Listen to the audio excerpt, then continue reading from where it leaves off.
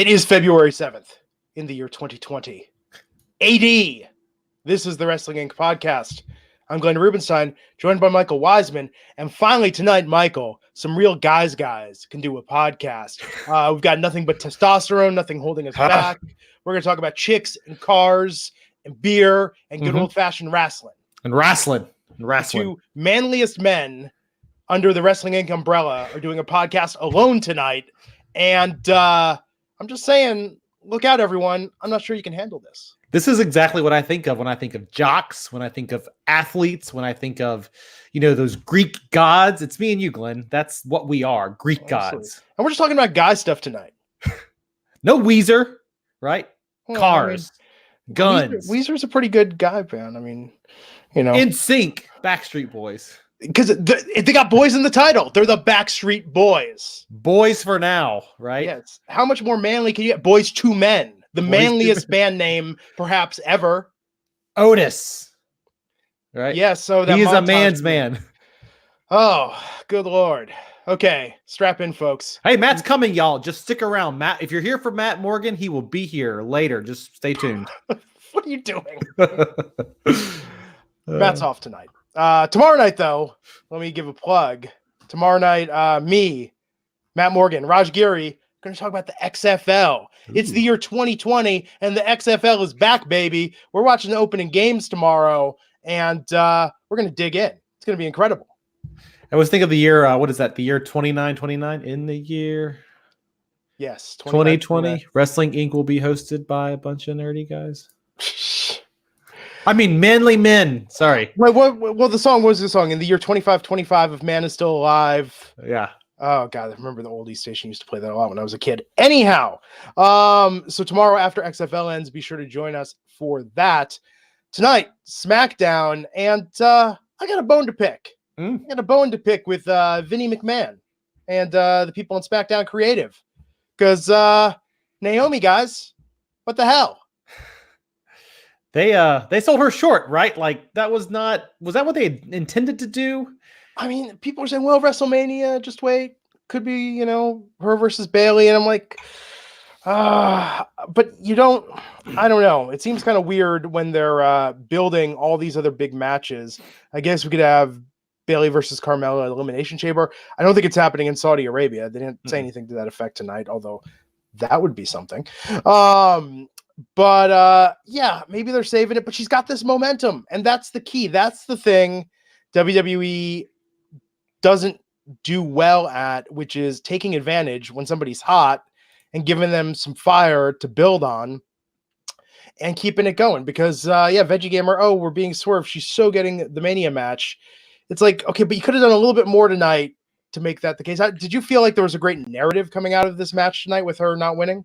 No, I mean, it seemed like maybe, you go back to the Royal Rumble and we got to see Naomi come back, and almost Naomi's kind of filling that spot that a lot of people thought Sasha Banks would take, right? Or Sasha Banks was going to return and she's going to fight Bayley. And I really thought the fans responded very positive. I'm a big Naomi fan, right? So I'm biased here, but I thought the fans responded very well to her return and what she did last week. Well. Yeah. She had the most viral clip that came out of the Royal Rumble was the stuff from her return. And here's what made it better, folks.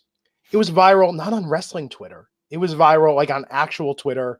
People that don't watch the product paying attention, getting interest, and they've done very little with her since then to capitalize on that.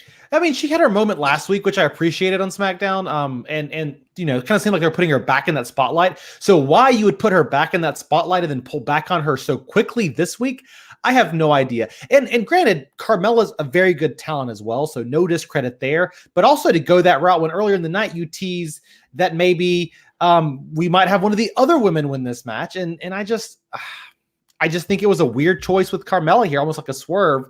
Maybe we get that at WrestleMania. I mean, maybe we get at WrestleMania, we do get Naomi back. I don't know. Maybe they're going to do the Kofi Kingston thing with her. The problem is the SmackDown Women's Division is, in my opinion, in disarray right now. Lacey Evans was poised to be a breakout star in there. She's gone. And Raw and NXT have some huge names for those championships right now. Yeah, Raw is going to be hot. We got Becky. Looks like Shayna. That's what everyone's saying. I think Meltzer and other people are saying it's all but a done deal. There will be Shayna versus Becky for the Raw Women's Championship at WrestleMania. Shayna Baszler is coming to Monday Night Raw. We have Charlotte going to NXT, Rhea Ripley and Bianca Belair. Oh my God. They're both such stars. That's probably going to be a triple threat match at WrestleMania. It's going to be great. And it's huge for those women. Those are huge matches for all those women. And over on SmackDown, we just had this Liberty Bell push that went nowhere. Yeah. And now, Bailey is still, she's good, man, but she's no Sasha. And I understand Sasha can't wrestle because of some medical clearance issues, perhaps, but they got to rebuild that division. And what better way to do that than put somebody that people are reacting to right there front and center? Because Carmella, I freaking love Carmella. I've been down with Carmella since day one in the hairdressing sketches on NXT. But you're telling me Carmella, a title shot? Really? What momentum does Carmella have right now? She had it with the dance break. She had it with R-Truth and being with him in the 24/7 chase and everything she was doing with him there. But I feel like Carmella right now, this is just out of nowhere.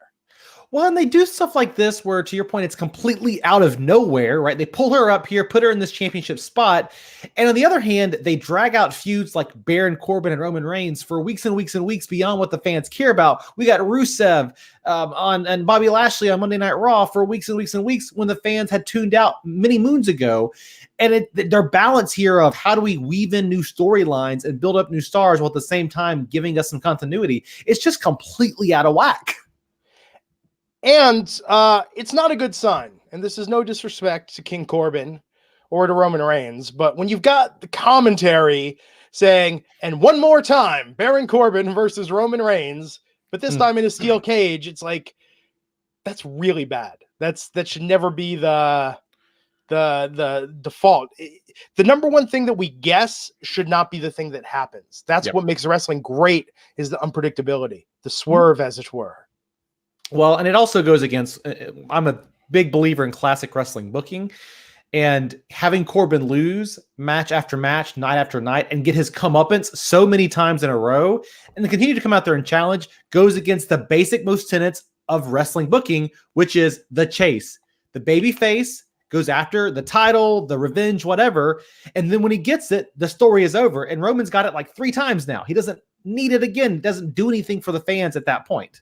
And we'll talk about this. There's a lot of good stuff tonight. There's some good stuff to reflect on. Jason Hudgens, though, saying WWE does this all the time. You should be used to it by now. Yes, I am like Charlie Brown with that football. And I just want to believe Lucy's not going to pull it away at the last second before I make that kick. Always the optimist. Hey, we're wrestling fans. We're always optimistic about these kinds of things. Yes. So they were really hyping up Goldberg tonight. I was bummed he wasn't there in person. I think that's always kind of, I don't know. Well, and somebody pointed out on Twitter, they hyped it up so much, and then for him to be there via satellite, if you bought a ticket to see Goldberg, this had to be absolutely disappointing. And again, I said this last week. I wasn't on this show last week because I have whatever you have now. But I said it on Twitter last week, which is this show, SmackDown, coming out of the Rumble, felt like such a low energy, low priority for WWE, right?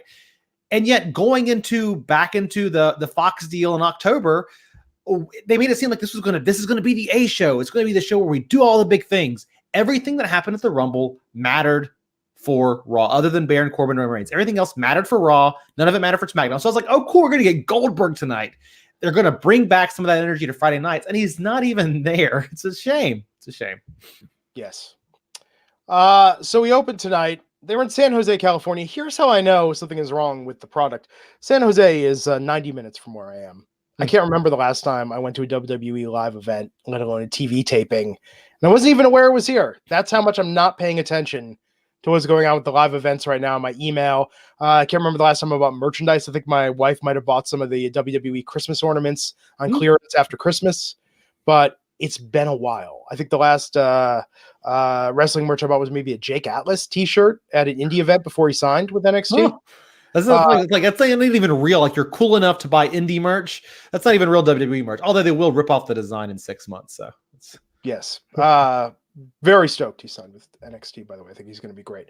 But so let's talk about tonight. We opened with The Miz and John Morrison coming out for an edition of the Dirt Sheet, Once Upon the Dirt Sheet. By the way, maybe it's the cold. It was a little slow, but I was like, oh, it's like Once Upon a Time in Hollywood. I had that realization about 45 seconds in. Wow, this is clever. It's just like that one thing. Oh, wait. Just like that movie that everyone was talking about 6 months ago. Oh. This is a good spot, man. Good. They put effort into I like the effort they put into this over what they did with the Otis and Tucker date prep thing. I think it's actually kind of remarkable how much more effort and energy they put into this. I mean, with Lance Storm cameos, John Laurinaitis, the Miz's dad, really building up this match that the Miz and Morrison are going to have against the New Day at WWE Super Showdown in Saudi Arabia. After this, they were interrupted by Kofi Kingston and Big E of the New Day, and they traded words about this. But then the Usos came out, and they were not thrilled with the Miz and Morrison, saying they beat them for this opportunity. They welcomed everyone to the Uso Penitentiary. Dolph Ziggler's music hit. Miz and Morrison took advantage of the distraction, attacked the New Day from behind, beating them down. The Usos rushed the ring and sent the number one contenders retreating. And Ziggler headed to the ring with his partner, Robert Roode. Back from commercial, we had the Usos versus Robert Roode and Dolph Ziggler. Thank God the Usos won this. I can almost see this being made a triple threat, except no, but the Miz and Morrison are clearly going over here. But their first feud after New Day has got to be the Usos. Yeah, maybe this was setting up possibly for WrestleMania, although I would keep this feud going. Actually, Glenn, what's probably going to happen is we're going to get this match at Super Showdown. And I actually let me just call this out. We said the opening segment was good, and I don't want to downplay that. Miz and Morrison back together. Sure. I love that dynamic. And it's what they were doing before, but even better now. I enjoyed the Once Upon a Time segment. That was fun in its own way. And I really think it's done a lot for these SmackDown tag team titles. The New Day captured these things, and they had meant nothing, very little for so long, that putting two main eventers in that spot, three main eventers, if you're including Kofi in that equation, Big E should be the fourth one there. Yeah. I like the fact that these guys get to take these titles and wrestle over them. They feel important to me. They feel like they're more important than the Universal title right now or the women's title. So I dig this feud. But what will probably happen will be that at WrestleMania, we're going to get the Usos tossed in there and maybe some other team for a fatal four-way because they love their multi-man matches at Mania. Yes. So Jai 3592 with a £5 donation. £5, that's like $10 American. How heavy do you think that is? £5. Well, huh? It's pretty heavy. Shouldn't they be story building towards WrestleMania instead of this throwaway Saudi Arabia show happening in a couple weeks? Here's the deal. Saudi Arabia show, they're going to make more money off that, or as much as they make off WrestleMania. Also, it's not a Saudi Arabia show. It's the, what are they, Riyadh? I don't know. And then we can't call it Saudi. Leon, our superstar, with 2 donations of $9.99. Again, in pounds, the UK representing tonight. You may be leaving the EU, but you're Team Wrestling Inc. all the way. So, what else do we got with this match? They won momentum, Glenn. Just for the record, Michael Cole called it out here. The Usos walked away with more momentum. Good Lord. Cash that momentum. You can throw that over your shoulder or wear it around your waist. It won't keep your pants up, but whatever. Anyhow, we got a replay of what happened with Corbin's dog food bath last week. And then we had Alexa Bliss and Nikki Cross backstage talking about the Fatal 4-Way tonight. Bliss teasing she had something twisted up her sleeve. And then we saw more of Roman Reigns defeating King Corbin from last week, the dog food, and King Corbin stormed the production truck. He's furious over the video being shown, took a production worker, threw him out, down a set of stairs to the ground in the parking lot. The producers and referee rushed over to help and back Corbin off. He was all smiles, but Adam Pearce told him he went too far. Then we had Elias versus Cesaro. Elias, I feel like when he's going to be interrupted, they really don't put that much effort into the Elias songs. Yeah. They're always the same. It's like, Elias here in blah, blah, blah. And then it cuts off immediately. It just sounds like your friend dicking around on the guitar. Yep. Like, I'm just warming up. Let me show you. The dude at the party, right? Yeah, let me show you. I could play the intro to Blister in the Sun, guys. Just check it out. Just come sit in my lap while I strum on a guitar. And then, you look tense. Let me give you a back rub. Store a lot of tension in your shoulders. Your boyfriend? Well, he's not here. Why don't we? Yeah, well, tell me more about your problems. I'm a good listener. Let's listen to some Weezer. What do you think? Yes. Elias, totally that dude. When he was I wasn't that dude, but I know that dude. Every circle of friends, every party has that dude at the party. Yep, especially in college where like everybody is trying to be that dude and everybody knows to play guitar and it's, Leon R. Superstar saying, Glenn, give a shout out to my son, Leon King Robertson, 11th birthday today. Happy birthday, Leon. That is awesome. Congratulations. The big 1-1. You're almost a teenager. Enjoy childhood while it lasts. And thank you for the Yes. 20 pounds there. You rock. In my culture, at 13, you're a man. Now, I was never bar mitzvahed, so perhaps that's why I'm still a boy. It's getting very personal. Yes. Anyhow, Elias versus Cesaro. Elias interrupted by Sami Zayn and Cesaro. Sami Zayn did his thing. It was good. Not his A material, but I like the delivery. And then we got this match with Elias picking up the win. Man, like, this is another one. Like, I know, like, wins don't matter for Elias, right? Yeah, I mean, he's just there kind of as the entertainment piece, right? He's there to get a little bit of, right now he's a good guy, right? Get a little crowd reaction, get a pop. And they've not done a storyline with him in many, many, many moons. And so for him to go over a guy like Cesaro, it kind of boggles my mind why they're putting Cesaro in this spot. Not that I'm against it. Elias is a good worker. That running knee he does is fantastic. I love it. And he's got a good look, but that's not his spot right now. And unless they're going to do a championship run with him as a babyface, maybe mid-card, but they're not going to. That's Braun's spot. So I don't know what you do with him. Yes, fun times with games. $1.99 saying, loving this duo. Thank you, sir. Now, to clarify, yes, Kefka 2K is saying he was not interrupted at first, but when he went to play his song. So he just kind of like did his little patter. Yeah. But I like when there's the song. I like when it's something clever. I like when he's got some good rhymes. I like when he's like a freestyle battle MC with an acoustic guitar. Yeah, that they should do. They should do an MC segment with him every week. They should do some kind of like rap battle or segment battle or lyric battle. Like, I'm surprised they've not capitalized on that. Sami Zayn would be perfect for that. Yeah. So, Glenn, I have a question for you. We sit here and we're kind of talking about the show, and there's some good stuff, and we'll get to some of the other stuff here in a minute. But like, I feel like by the time we get to Friday nights nowadays, WWE has just kind of checked out from doing the detail stuff they should do. Like back in the day, in this segment, you have gotten Elias singing an actual song, and now the writers are just, I don't know, too tired, too worn out from the first 4 days to write an actual song for him. It is tough. I think anyone that's ever worked a job on Friday, even if you work Saturday and Sunday, there's something about working on Friday that I think just you're in a little bit of autopilot, cruise control. You're not this podcast. Not this. Well, could you imagine if I prepped for this podcast? You're going to ruin it. Raj isn't watching, is he? He's over with I watched the show. I think, let me tell you something. This is what I've learned from my, good Lord, almost 4 freaking years of doing this show. When I started, I would be like, oh, here's a funny little thing. I'm going to remember to say this later. It felt a little forced. It felt like I was doing material. It didn't work. So now I don't write anything down. I think thoughts. And if I think of it again when we're talking about it, I'm like, oh, it must have been funny. It must have been good enough. So I'm going to repeat it now. Or maybe I'll improve upon it because it stuck around. So I think people are getting the real pure experience from this show. But that's what makes a good podcast. Reactions. Like, you need that kind of, this is why it's the best duo ever right now. And don't worry, guys, sure. Matt Morgan will be joining us shortly. Just stay tuned.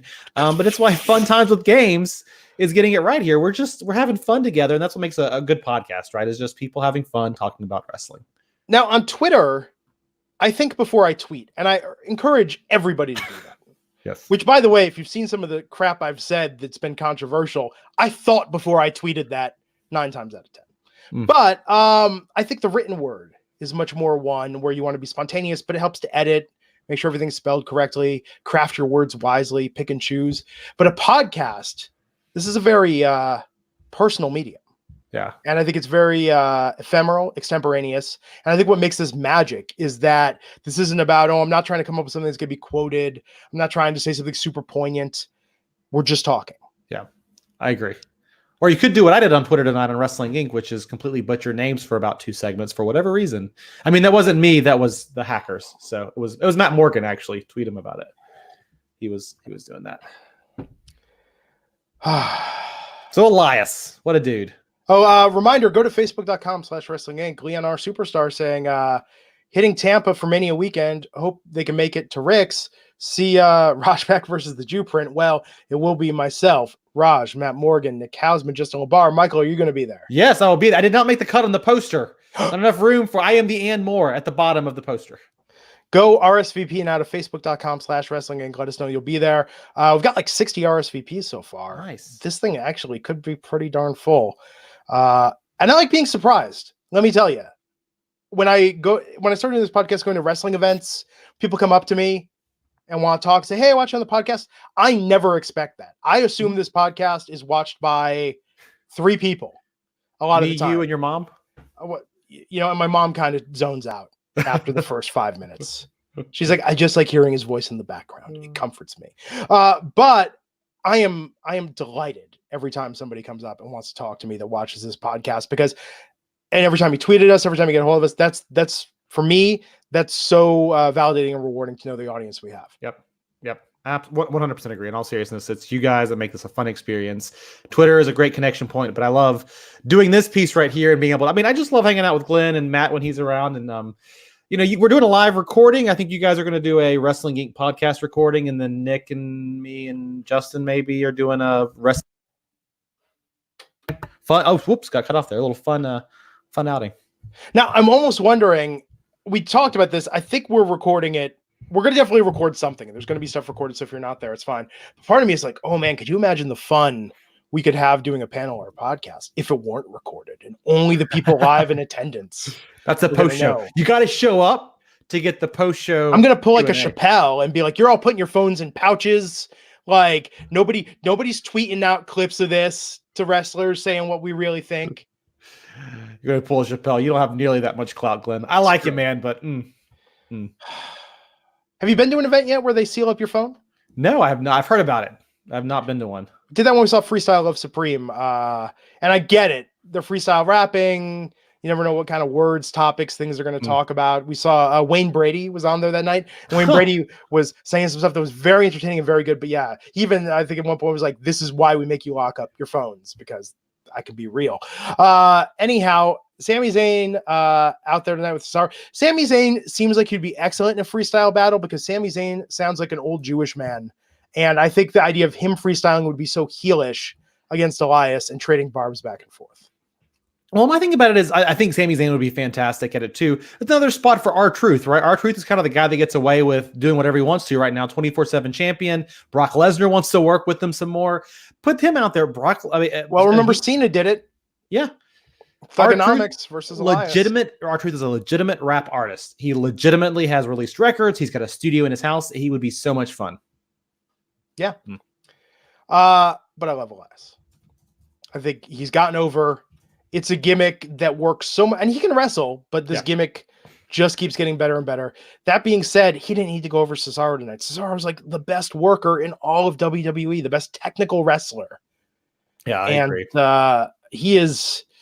They're not letting him talk anymore. Like, hey, Sami Zayn, we enjoyed so much him. Sami Zayn sounds like Goldberg. Sami Zayn sounds more Jewish than Goldberg and Larry David combined.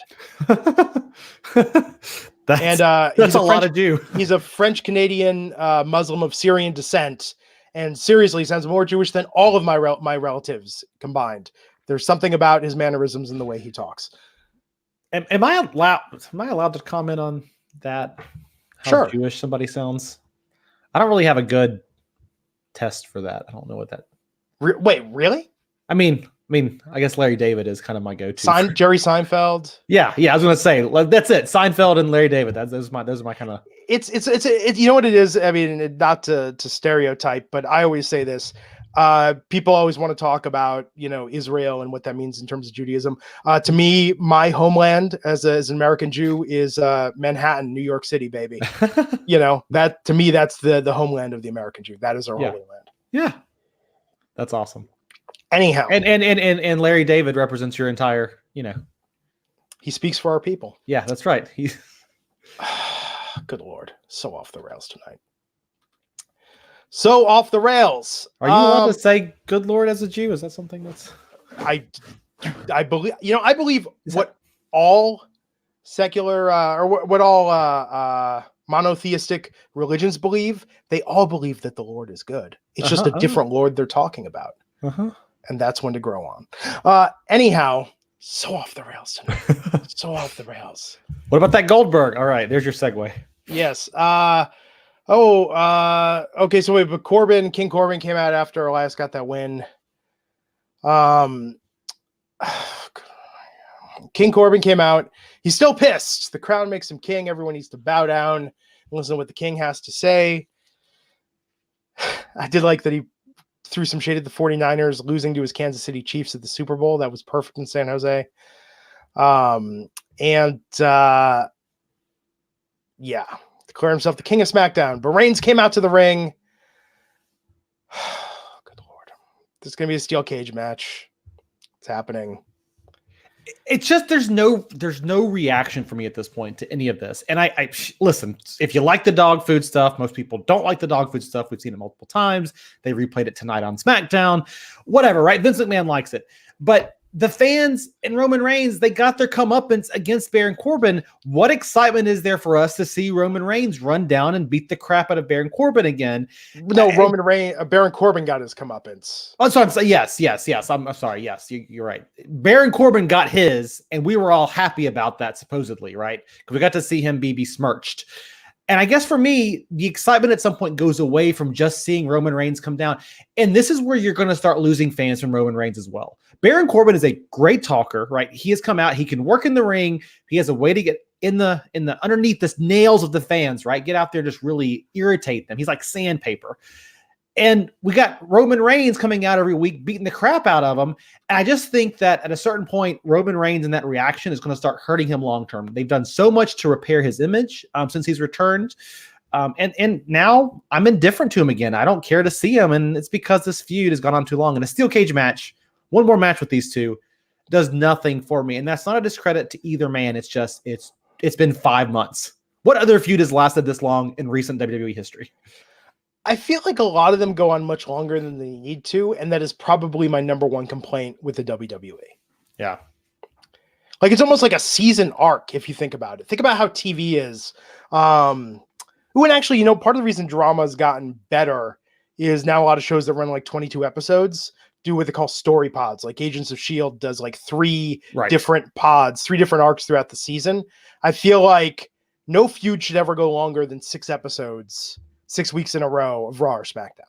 Well, and there's ways that I agree with that. I think without a new wrinkle or something to freshen it up. Because nowadays with TV being, back in the day, you'd have Brett and Owen, that build would last 6 months to get you to SummerSlam, or it might even continue past that, but you weren't doing it every week on TV. And Corbin and Reigns has been the story every week on TV. Yes, you've added to Corbin's stable, and Roman Reigns has done a couple of things, and the Usos came back, but they're not really game-changing dynamics here. And more importantly, again, Reigns has won every single confrontation with this dude for the most part, other than some random Friday nights. So, And I think Corbin just needs some fresh opposition to get into it with. I think it'll make him better in the long run, and then he can come back to Roman Reigns. Who do you put him with, though, Glenn? Him and Corbin. Who do they go on to? Who's big enough for those two? Okay, so Corbin could go with Daniel Bryan. Could go something with New Day, maybe. Have him with... actually, that would be good. Ziggler, Rude, and Corbin against New Day. That could be really fresh. That could be really interesting. I think you could go Corbin, Daniel Bryan. I know these two have had some stuff in the past, but that's another avenue for these two. Go Corbin and Braun. Yeah.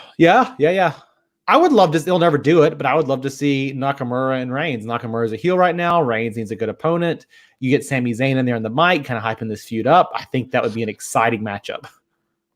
Yeah. I agree.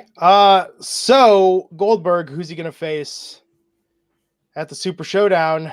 Says Brock Lesnar is busy with Ricochet for the WWE Championship. What about the Universal title? And calls out Bray Wyatt. We get a breaking news edition of the Firefly Funhouse with Bray Wyatt, the newscaster, accepting Goldberg's challenge, saying he accepts, meaning the Fiend. I said this on Twitter, and we need to make this happen. Bray needs to wrestle as the Muscle Man against Goldberg. If ever there was a time to do it, it is a match against Goldberg. But does Goldberg lose here? This match? By the way, if you're just tuning in 30 minutes into the show, Matt Morgan will be joining us shortly, card subject to change. To answer your question, I love the Muscle Man. I think that's a fun way. I'd love to see them bring him out as the Muscle Man at some point. He's so hilarious. I think, though, this match is going to be short, right? Goldberg wrestles an average of, 90 seconds now? His average match time is much shorter than even Brock Lesnar's, which is saying something. But maybe that's what you do. Goldberg was built as being invincible when he returned to WWE in his most recent runs. You need somebody to take down The Fiend. You could go this avenue. I can't imagine they're going to bring Goldberg out and have him lose to The Fiend. That's a weird direction to go. Well, he lost to Undertaker. Well, yeah, but he lost to Undertaker, who I would... Well, okay. So there is a theory here. People think that maybe The Fiend is going to come out and fight Taker at WrestleMania. If that's the direction you're going... Yes, that's the storyline. Make The Fiend defeat Goldberg. It makes him look strong going into that. Yeah, Goldberg can't win. It would be if Goldberg wins and becomes the Universal Champion on SmackDown on Fox. One, I think it shows Fox is panicking. If that's because it's almost them looking at AEW and saying, "Who can we get like a Right. Jericho Right. to put up here and prop this up?" If that happens, people are going to lose their freaking minds about this on Twitter. It'd be probably the biggest troll move Vince McMahon could pull since bringing back the XFL. Oh, wow.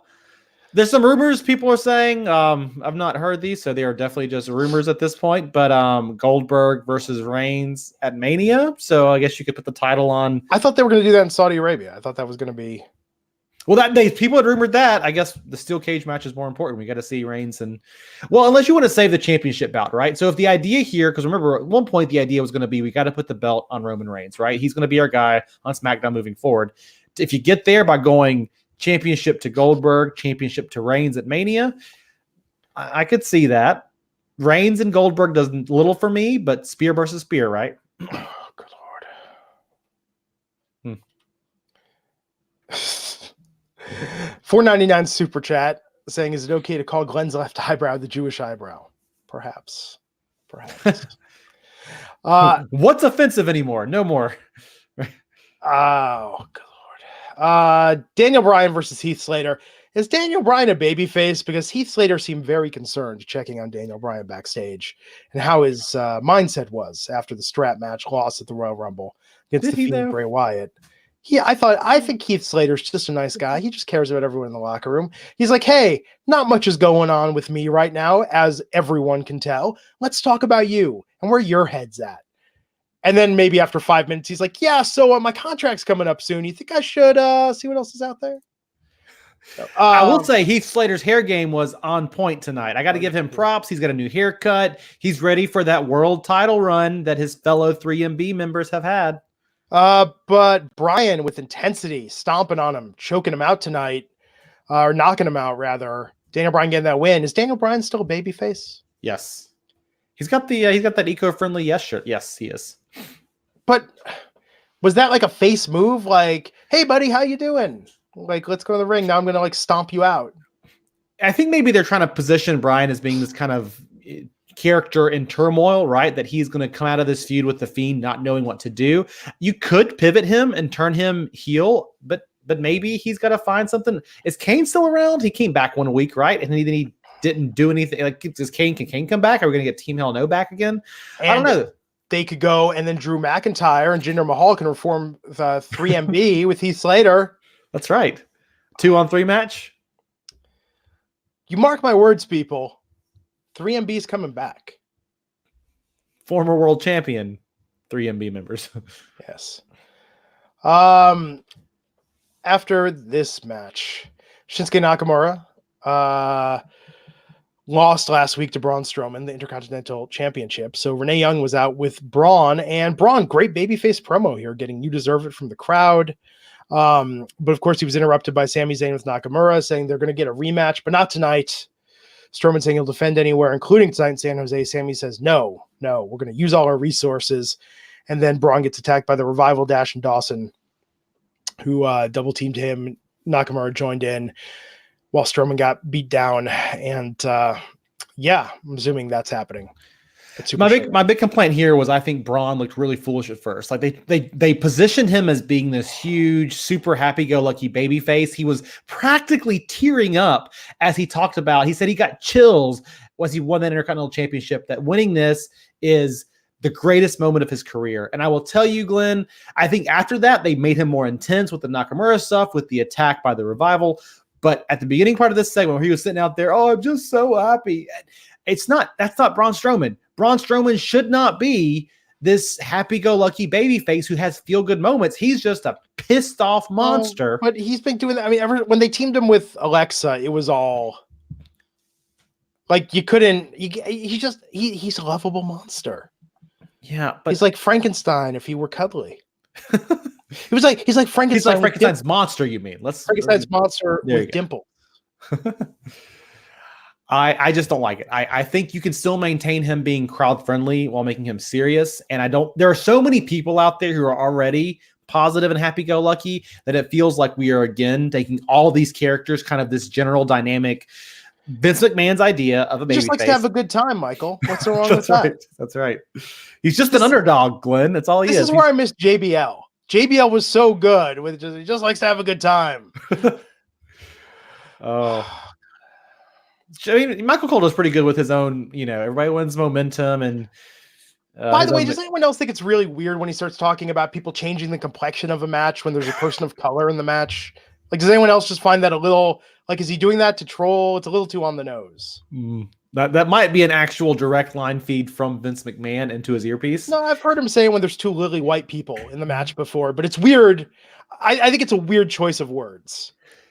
Here's the problem, right? At some point in the history of WWE, they've created all of these phrases and buzzwords that Vince McMahon really likes, and they have to work them into every show. And so they become very repetitive, which is why the announce team sometimes sounds like they're from the damn WWE 2K games, because somebody in the backstage thinks that saying a phrase like that, this changes the complexion of a match, or they really gain some momentum here, communicate something to the audience because it sounds like it's big and important, but it literally communicates nothing. Great broadcasters don't have to use that kind of Michael, on Monday nights when Raj Giri is here, he literally changes the complexion of this podcast. Well, I mean, I can change the light and change the complexion of my screen as well, right?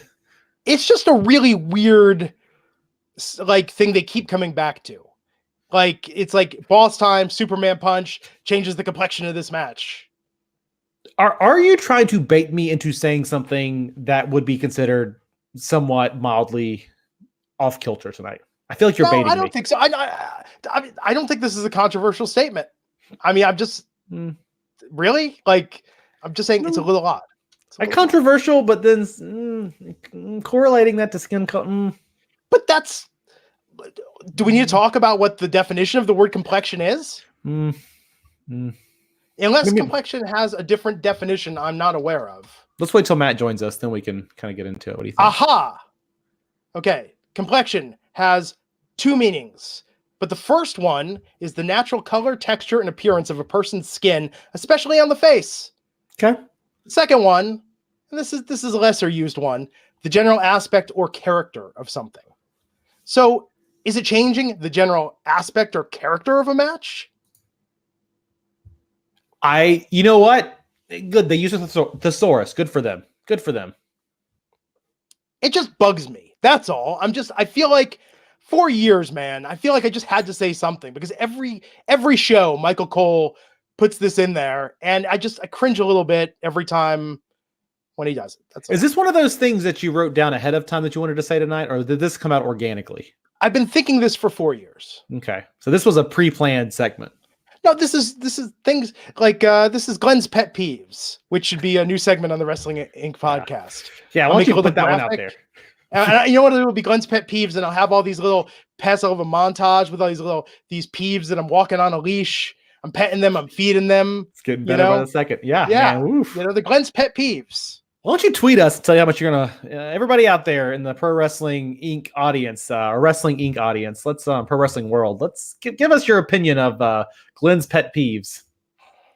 I'm not the only one.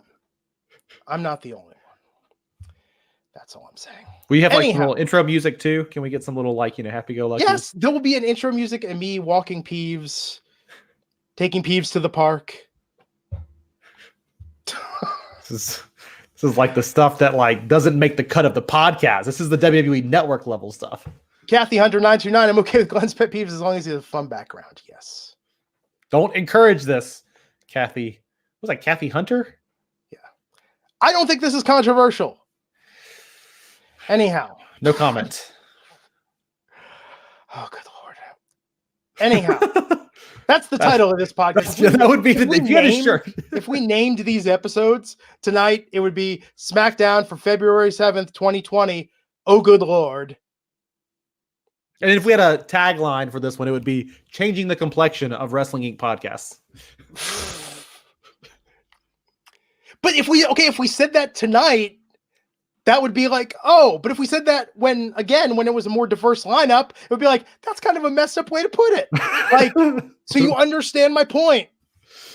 You understand. I think the fact that they use it no matter what the skin color of the wrestler in the match is implies that they're using it in the other sense, the other definition you literally just read. How about changes the dynamic of this match? Don't say change the tone. Again, that could be horribly misconstrued. Momentum. Everything's about momentum. They're changing the momentum of this match, changing the trajectory, changing the energy. I'm going to send Michael Cole. I'm going to make for him a word-a-day calendar, and it's going to be 365 words that are replacements for complexion. And I just want him to tear one off every day and think about using those words when doing these matches, because I'm sick of it. Yeah. I'm not going to take it anymore. We probably need to get back on topic, such as Mark, who commented in YouTube. Let's chat about how Rick Rude was a handsome fella. Let me get back to that. That's one of the greater debates we've ever had on this show. Sheamus. Oh, wait. No, here we go. Before Sheamus, we got Tucker and Otis preparing for the date.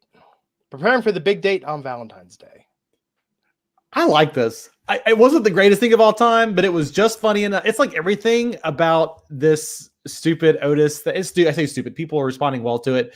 It's like everything about this Otis storyline, which is it's super cheesy, but they're all earnest enough about what they're doing that I kind of get into it, and the fans are kind of getting into it as well. So I don't know. It was the part where he had the tux on and they ripped off the sleeves. Then I was on board. I feel like if they would have spent a quarter of the energy they put into the Miz and Morrison dirt sheet segment on this vignette, it would have been an all-time classic. Is this one of your peeves? It did feel a little 30 years ago, 35 years ago, maybe. Mm-hmm. Like the effort involved. I thought it was a little too obvious. It's cute. But again, cute. Should I say he looked adorable? These are things, according to Matt Morgan, we should never say. Cute. A character is cute? Or a segment is cute. We could say what Michael Manessa said, which is Otis is a sex rocket, and he envies him. Manly talk. Anyhow, tune in next Friday to see how that date goes. On Valentine's Day, no less. Sheamus versus Apollo Crews. Voice like Peter Brady there for a second. Tell everyone what happened while I get a sip of water and cough. So this was about 30 seconds of television where Sheamus squashed Apollo Crews with a little brogue kick action. Shorty G runs out. He gets beat up with a little brogue kick action, and Sheamus walks away victorious. So basically, everybody looks super weak here. I guess Apollo Crews has been gone. I forgot he was even wrestling. Was he injured? What was the deal with Apollo Crews? I think he maybe got lost in catering. I don't know. Yeah, that's right. No, I feel bad. Apollo's great. We've talked about this so many times. I mean, they don't utilize him at all, but they bring him out tonight for an enhancement spot. It's unfortunate. Leon, our superstar, saying, Glenn, settle an argument between me and my wife. Rick Rude, circa 1989, or Edge, rated our superstar. Who was more over with the female audience? I have to say, I think Rick Rude was more over, but I think Edge, like Rick Rude just looked like a sleazy dude, man. Yeah. Like we've talked about this before. He looks like the bad rebound your aunt has after her divorce. Like that's Rick Rude in a nutshell. Circa like the mid to late 80s. But Edge, I think Edge looks like the cool older guy, like the young gym coach that you hope dates your aunt. And you're like, oh, he could be my step uncle. story is getting oddly specific. I feel like maybe this is something that you've happened or you've seen. Divorce happens to families, Michael. I wouldn't know. I'm a bastard. There you go. Well, that's a can of worms that we'll have to discuss in depth on a future Wrestling Inc. podcast. Anyhow, poor Apollo. I like him. Sheamus, he was so poised. I mean, like they brought him out with a big deal, and he just I know. Oh, but when Sheamus was beating him up after, Shorty G made the save. Assuming this is happening in Saudi Arabia. Shorty G has lost every time now with Sheamus? Yep. Yeah. Again, why do we keep having the same things happen over and over and over again? At some point, Sheamus conquers him and moves on. And then Shorty G goes back to the Space Jam. When I do the Glenn's pet peeve segments, I'm going to come up with a new pet peeve every episode. I'm not going back and repeating old pet peeves. That's how I'm going to keep it fresh. You're right. That's what you got to do to keep it fresh. Come up with new pet peeves. People will love that. Do I have to come up with new pet peeves, or do I just have to watch WWE programming and have the same pet peeves? The pet peeve thing is getting strangely over in the chat room tonight, to the point where I'm thinking like, whoa, is this actually a good idea? Should this? We're getting questions about pet peeves and Dave Meltzer. So no thoughts, no opinions on Dave Meltzer there. I mean, I think he's an interesting source. I think he's more reputable than a lot of sources out there. And he's built a fan base for a very, very long time. And certainly you can't discredit that. I think, though, that it's different flavors, right? I mean, some people like his style of wrestling scoops and insider journalism. Some people like the more straightforward news approach that Wrestling Inc. has, where it's not necessarily about being first as much as it's about being right and being accurate. See how I put Raj over there? But I think some people like what Vince Russo does, which isn't to say there's anything inherently bad about any of these people. I think that we live in a world of unlimited options, and you can go to whatever source fits you the best. It's not about controversy in the pro wrestling news space, guys. If you don't like Meltzer, you do. You don't have to pick a side. It's not like politics, right? Just go to the sites that you think give you trustworthy, reliable news, and then go to the sites you think give you entertaining commentary like this, or like Glenn's Pet Peeves spinoff channel that he's going to be opening up here soon. I'm just saying, if there's an animated intro of me interacting with Peeves as if they are my actual pets, does any other wrestling news site bring you that? Does any Michael other Manessas, in my head right now, pet peeves can be equal to Peter Griffin's what really grinds my gears segment. That's one of the all-time great. There aren't that many all-time great Family Guy jokes, but that is one of the all-time great Family Guy jokes. Yes. And some people like Todd and others in the chat are saying, oh, he's too close to AEW, and it shows. I think that everybody has, I don't want to say bias. I feel like bias is a misconstrued word. But I feel like people have their personal preferences, and I think people root for certain people. They want to see some people succeed. Not that they necessarily want to see other people fail, but they want to see competition. And I think that anyone that covers wrestling, anyone that covers professional wrestling, and we've talked about in this podcast, wants AEW to succeed, because we want competition to the WWE, because it's it's better for people that cover wrestling, sure, but it's also better for the product and better for the fans. Yep. And competition's never a bad thing. And for those who say, like, well, I get this all the time on Twitter, if I complain about something in WWE, why do you watch it? Right? Number one, I watch it because I do the show. Number two, I love pro wrestling. And sometimes me giving something a critical analysis is trying to encourage it to be better and encourage better discussion around it. I don't just say, this sucks. I say, this sucks because blah, blah, blah, blah, blah. Or this doesn't work for me because of X, Y, and Z. That's critical analysis and discussion that makes a product or an entertainment form better. I love these guys in the chat room right now. Thank you guys so much. Jason Hudgens, I prefer Wrestling Inc. I've been rating your site for several years now. Awesome job, guys. And Michael Manessas, Wrestling Inc. all the way. We love the positive comments. Thank you. Let me tell you a little story here while we got a minute. I swear to God, this is all cold medication, by the way. I was going to say, do we have a minute, really? Because I'm pretty sure we got some like conference call stuff to get to. Okay. But I want to point this out because you sent me a thing. You're like, why are you showing up in articles I'm reading? I used to cover video games back from like 1990 to the year 2004. And I was a journalist covering video games. Okay. Can I tell you papers and websites. Can I tell you what happened here? So those of you guys who are watching right now, so I've been doing this with Glenn for a while now. We've been off and on. I mean, I'm not on every week with you, but we've been doing shows together for maybe going on a year now as I peek in for fill-in spots here on Wrestling Inc. And I don't know. I don't really know a ton about you. We tweet sometimes at each other and direct message. And Last week, I was catching up with some old podcasts. Big fan of, I don't listen to a lot of pro wrestling podcasts, big fan of video game podcasts, tech podcasts. And I'm listening to the Giant Bombcast Game of the Year show, which I don't know if you guys know they do every year. And it's a big, long thing and a big debate. And it's fun, but I'm always behind on podcasts. So it's from like last year. Or no, I was reading an article by Gersman, I think it was. Was it an article? Jeff Gersman. Yeah, I was reading an article by Jeff Gersman who cites Glenn Rubenstein across the way from me here as being a dear friend who got him into this thing. So I rabbit holed a little bit. So yeah, apparently Glenn and Jeff are good friends. I don't know Jeff, but I do know Glenn. So worlds colliding here for me.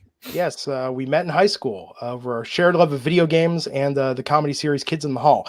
But anyhow, and you got him into gaming journalism. I got him into gaming journalism. So back then, Sega, if you remember when Sonic the Hedgehog came out, I know you're a Sonic fan. Movie's coming out soon. Yep. So when Sonic the Hedgehog came out, it was at the right time where not only did they have a great game like Sega, it was the catalyst, right? Everything crystallized. Sega had been doing some good work, but this was their chance to take it to the next level. People in the gaming industry who cover the gaming industry were really fed up with Nintendo and their highfalutin sense of self-worth, their ego. They wouldn't ever give you an interview with anyone. They wouldn't give you early access to games. They made being a gaming journalist very hard, whereas Sega was like, hey, you want to talk to us? We'll tell you everything. You want a Sonic cartridge to take home a year before it comes out? We're going to show you this and give you all the access you want. So people in gaming journalism absolutely had an affection for Sega. And when they chose to write stories, do I want to put Super Mario World and the Super Nintendo as the main graphic in the story on the cover of this magazine? Or do I want to put Sonic the Hedgehog and Sega Genesis? People went with Sonic and Sega. So journalists do have an inherent ability to play favorites. And I really respect anyone that's above that, but I will just tell you that the vast majority of journalism is affected sometimes by people that I don't want to say want to shape a narrative, but definitely access and the ability to get information does really help. And I think that's something AEW has done very well, similar to Sega, because WWE doesn't really make a lot of wrestlers available to wrestling sites like this one. I mean, we had Heath Slater on the podcast once. The entire interview was him watching what he said to try not to get into trouble. But AEW does a very good job of courting the wrestling media. And I think like Sega, they've benefited from giving access when their competitor, the Monolith, isn't doing so. Well, that's the whole thing about it, right? Is the access allows you to ask the questions that we all want to ask, and the freedom from our talent to be able to respond to those questions without the fear of the big corporate machine breathing down their neck and controlling their answers. All of that creates a better experience for journalists, to your point, Glenn, but also for the fans, because at the end of the day, what we're trying to do is create something where the fans get more insight and get more perspective on something they love. And the problem with the way WWE does it is they want very safe, sanitized interviews. So they go to the same outlets, they go to the same people, right? A lot of the times because they know what to expect. And again, WWE is a stockholder corporation, and stockholders love consistency. So it's, if you have access to a wrestler and you can ask them questions you can't ask the other side or the other team's wrestlers, yes, you're more likely to talk about that because you've got interesting content and it's something different than what you're getting anywhere else. Yes, Joey Adorjan saying, what's my thoughts on the Dreamcast? What could have been? I love that system. That is one of my all-time favorite systems, and it should never have died. Let me tell you something. If Sega hadn't stepped in it so massively with their surprise Saturn launch, if they'd gone right to the Dreamcast or waited just a little longer and then the Dreamcast, they'd still be making console hardware. It felt, I mean, it was incremental when you look at where we went with PS2 and Xbox, right? And the GameCube and all that jazz, but the Dreamcast felt revolutionary because it was not the same level of like pixelated graphics, but also it was the first time you could literally take an arcade game, right? House of the Dead 2, whatever else, and bring, I mean, Dynamite, what was it? Dynamite Deca Cop, which was, what was that? Die Hard Arcade or whatever they converted it to, where you could literally play that at home, the arcade version. That felt revolutionary in 1999. Yeah. Tony Hawk Pro Skater 2, man. Benny Illini, ask the chat room. I bet Matt was never coming. We still have time, guys. Matt will be here. Stay tuned. By the way, in the comments, there's going to be nothing about Glenn's pet peeves. There's going to be nothing about my Michael Cole observation. It's just going to be all Wes Wiseman trolling us the whole time saying Matt Morgan show. There's still a possibility. Nobody knows. Maybe he'll come in via satellite. I'm sorry. That was my impression of a disgruntled commenter wondering where Mel. Why, guys? Was like kind of like, why, guys? Why are you doing this? She golly whiz. Oh, is that offensive? That's the Jew comments are fine. I've been on cold medicine like this entire week. We promised Raj we would talk about stockholder stuff, and I got to get to ratings. So let's finish up SmackDown. Yes, okay. Number one contenders fatal 4-way for the SmackDown Women's Championship. Alexa Bliss versus Carmella versus Dana Brooke versus Naomi. Now, Bowling for Soup, which still a relevant band. I love Girl All the Bad Guys Want. It is a great song, 1985. Yes. Did you know they didn't write 1985? That's actually a cover of another band song, and it was originally like 1984. Anyhow, separate story. They wrote a song called Alexa Bliss. It came out today. I listened to it twice. It's not bad. Apparently she's in the video. I was thinking, well, maybe Alexa's going to win this because she just, get that Bowling for Soup bump.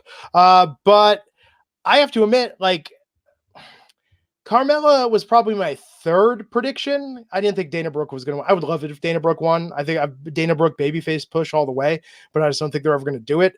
I was pretty damn certain Naomi was going to win this tonight. It was a good match, but it was a fine match. It was like a match that happened, and I've seen. I'm glad the women got the main event. I've seen much better women's matches in this spot. And I never felt like at any point other than Carmella winning, did it serve much of a greater purpose other than to fill 15 minutes. And maybe we'll find out more about why Carmella, maybe Naomi will happen at WrestleMania. Yeah. Who knows? Just a weird choice, right? Just a weird storyline swerve here. Life is a mystery. Everyone must stand alone. We shall see what happens. Afterwards, of course, Bayley rushed the ring, put Carmella down. Bayley getting that hometown pop tonight. You wouldn't know Bayley was a heel. It's true. That was the show. That was it. SmackDown.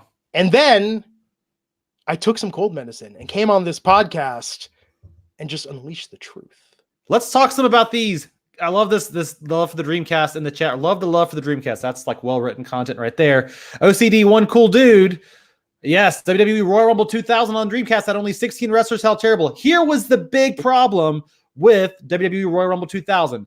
You could go play it in the arcade, and it looked badass as hell because you could get all these, like at the time, having 4 wrestlers in the ring was the typical format for, if you had WWF Attitude or before that WWF Warzone, or even what I think at that point the ECW games had come out, or even the N64 games, you could only have 4 wrestlers at a time. The arcade, WWE Royal Rumble 2000, you could get I think it was 6, maybe it was 8. I think maybe it was 6, right? In the ring at the same time. This thing felt magical. And if you looked at it, it had steel cage matches, but none of that mattered because there were only 16 wrestlers on the roster for the game. You got to remember, Michael, you kids are spoiled with your 16 wrestlers. I grew up with the 8 wrestlers on Nintendo Pro Wrestling, and let me tell you, Starman was the shit. I was going to say Starman, right? Of course, always with the Starman with you, Jen. Have you played pro wrestling on the NES? Yes. Starman, by far, is the best character in that game. By far. I recreated him in WWE SmackDown. Here comes the pain. Yes. Royal Rumble 2000, top 3 of all time. No, thank you. And yeah, the Marvel vs. Capcom 3. Soul Calibur was the game to get on Dreamcast. I loved it. Created Soul Calibur 2 for GameCube, Xbox, where they did the whole, whatever version you pick has the character from that system. Like if you got it on GameCube, you got Link. Got on Xbox, you got Spawn. PS2, Heihachi. Man, Soul Calibur. Those are some games. I don't play video games much anymore. I think I was playing Fortnite occasionally until I realized I was terrible at it. And then I was going to play the last WWE game, but it was like flaming hot garbage. So I canceled my pre-order. Yeah. I got into the, I call it the New Japan game, but the Fire Pro Wrestling game they released on PS4 and Steam last year. It was fun. It was different. But those WWE games have been garbage for a while now. They got to do something. Bring back the team that made pro wrestling for the NES, but with the updated WWE roster, and it will sell 1 million copies. Yeah. Is that a lot anymore? I feel like 1 million is not that much anymore. Well, it's not about the copies you sell. It's about how long you keep people hooked and how many loot boxes you and can the DLC, yes. And, yeah. oh, it'd be great. Let's talk about this other news, the WWE investor earnings conference call that happened yesterday. And oh my God, things might be changing. So there's a whole lot to parse out here, and I would encourage you guys to go check out the WrestlingInc.com news article about all this. Couple of quick highlights here. Revenues did increase 18%, which is good, right? So we're keep in mind, in context, last week, 2 of the VPs did get the axe. Of course, by the axe, we mainly also got, 7-figure. Not the VPs, the Ps. I thought they were both executive VPs. I thought there was only one P. I thought they were co-presidents. Are they? Okay. Michelle Barrios or George Barrios and they're one person. Yeah. Well, okay. So they got fired last week. All right, whatever. So they got lots of money to go away. Co-presidents. Yes. Were they co-presidents? Yeah, Vince McMahon is the CEO. There we go. That's how corporate hierarchy works. So anyway, they got the can. And revenues, though, earnings call this week, revenues did go up, which means, yes, they made more money. Operating income did go up. But the problem is, and they had adjusted EBITDA up 180 million. It's all good stuff. Of course, all this is kind of built on taking over. Wait a second. This is, let me scroll down here a little bit here. All this is kind of taking over. It all sounds good, right? But the problem is, all that's kind of built on Saudi Arabia and the big money deals they've been getting there. And of course, these big, giant increases in record TV deals, right? So the theory, though, is that we've been seeing, so they've stopped doing as many house shows, right? And so what that's caused is they can say that their attendance at shows has gone up because they're doing fewer shows that had low attendance. The real concern, though, is WWE Network subscribers have gone down, and they're worried that they had to lower adjustment and predicted outcome for the year as far as what they expect the earnings to be. So there's some concern about what they're going to do moving forward to kind of reinvest and reinvigorate the stock. And there is some rumor that a potential streaming partner might be getting involved with the WWE Network. So as it was reported on the earnings call, WWE is evaluating strategic alternatives for the WWE Network. During the earnings call, Vince McMahon discussed the possibility of selling the rights of their major pay-per-views to another streaming service. McMahon said they could continue on with the current model, which involves a free tier and, of course, the tier we all pay for. And he told The Wrap we could continue on as we are now with the enhancement of a tier, but we also have an option now. There's no better time to exercise the selling of our rights to all the majors who, quite frankly, all the majors are really clamoring for our content. So that could be a significant increase, obviously, in terms of revenue. So basically what we're saying is, yeah, revenue is kind of okay, but there are some metrics with lagging TV ratings, a few other things that it might be going down over time, which is not good for stock price. And Vince McMahon is here saying, hey, we've been getting some big money deals for our TV rights. And there's no better time than right now to explore the possibility. Yeah, we could do stuff to the network, but could we instead sell some of our network content to another provider? This, of course, implies maybe they're exploring a deal with somebody like Amazon Prime or some of these other over-the-top players. When asked if the network is a must-have, Vince replied, nothing is a must-have, and they'll see what's available. Yeah, you should never say that about your company. And when Vince McMahon says that about his company, like, yeah, how much lower is the stock going to go, Michael? Is it going to get back down to $5? What was that? I do not think we're going to see it go that low because, again, if you look at the numbers, the raw numbers here, everything has kind of gone up. The big problem right now, Glenn, is that the cost has gone up so much because they've been signing talent to all these big number deals. And while they have these TV ratings, there's not much other place for them to make extra money. Saudi's going to make them extra money, but they've already got these TV deals locked in, so they know what they're going to get from that. So the question is, where do they go get extra money from moving forward? You don't have pay-per-views to sell anymore, so you've got to get network subscribers, which have been lagging a little bit and going down year over year. And so Vince McMahon saying, we might ditch the network strategy, kind of what he's saying here. We might ditch the network strategy and try to go directly to selling it. The thing for me, and I've always thought this about the network is not a bad model. What you should have done when you launched the network was keep a few key pay-per-views away from the network, right? Keep Keep WrestleMania and SummerSlam, or maybe keep all of your big four. Keep those as pay-per-views because people will pay for those. People who tune in to watch WWE once a year, they'll pay $50 for WrestleMania or 60 or 70 or whatever it is. Hardcore fans aren't going to miss it, and they'll still pay the $10 year over year or month over month to see your pay-per-views that aren't the big four. I think that was the mistake that they made. It'll be interesting. Maybe the pay-per-views will go to another network. Maybe all their content they will sell piecemeal and announce a production deal where they're essentially a studio providing streaming live events and original productions like Table for Three, Ride Along, the documentaries to perhaps an Amazon, perhaps a Netflix, not a Disney Plus. I'm just guessing, but maybe HBO. No, probably not HBO Max because of the Warner Brothers AEW connection. But this could happen. And the most telling thing to me wasn't there a quote from Vince McMahon saying they could announce something as soon as this quarter about this. Yeah, so the comment was made that they are already in conversations or deep enough into the thought process behind this, basically, that they would expect to announce at Q1, which is that's crazy. Like that ends March 31st, baby. That's crazy. So, yeah, some. I mean, again, people have been kind of talking about this as though it's doom and gloom. I think there was some disagreement over the network and the strategy there, which is probably why not the VPs, the presidents got fired. But this is still not doom and gloom. This company is making a crap ton of money every year. Yes, expenses have gone up if they secured talent and they don't want to go AEW, but they're making a crap ton of money. And this is something Meltzer pointed out. We talked about Meltzer earlier. If you look at this from the amount of money they're bringing in, the stock is actually a little bit undervalued right now. It dropped, of course, 20% in the last week off of the president's leaving.